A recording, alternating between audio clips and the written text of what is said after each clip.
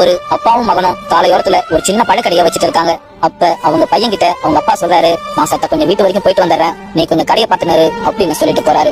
அவனும் கடையை பாத்துக்கிட்டு இருக்கும் பொழுது அப்ப திடீர்னு ஒரு குரங்கு சில பழங்களை திருடிக்கிட்டு ஓடுது. இத பார்த்து அவனும் ரொம்ப கோபமா அந்த குரங்க பின்னாடியே துரத்திக்கிட்டு ஓடுறான். இப்ப அந்த ஆள் இல்லாத பழக்கடையில இன்னும் சில குரங்குகள் வந்து பழத்தெல்லாம் கீழே தள்ளி விட்டு அந்த பழக்கடையவே ரொம்ப நாஸ்தி பண்ணிடுதுங்க.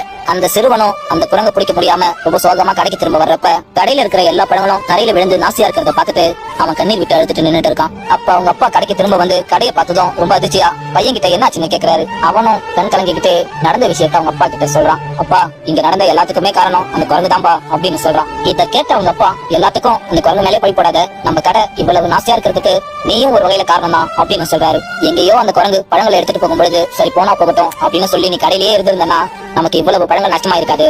கண்ணா, எப்பவுமே நீ ஒரு விஷயத்த நல்லா புரிஞ்சுக்கோ. போனதை நினைச்சு போராடுறதை விட இருக்கிறத நம்ம எப்படி காப்பாத்திக்கணும்னு நினைச்சு யோசிக்கிறது தான் புத்திசாலித்தனம். நான் திரும்பவும் சொல்றேன், கோபம் நம்மள திரும்ப திரும்ப முட்டாளாதான் ஆக்கிக்கிட்டு இருக்கும். அதுவே நீ அந்த கோபம் வர நேரத்துல ஒரு நிமிஷம் நிதானமா யோசிக்க கத்திருந்தனா இப்ப நம்ம இவ்வளவு பெரிய இழப்பை சந்திச்சிருக்க தேவையில்லை அப்படின்னு சொல்றாரு. இந்த குட்டி ஸ்டோரி பிடிச்சிருந்தா மறக்காம லைக் பண்ணுங்க.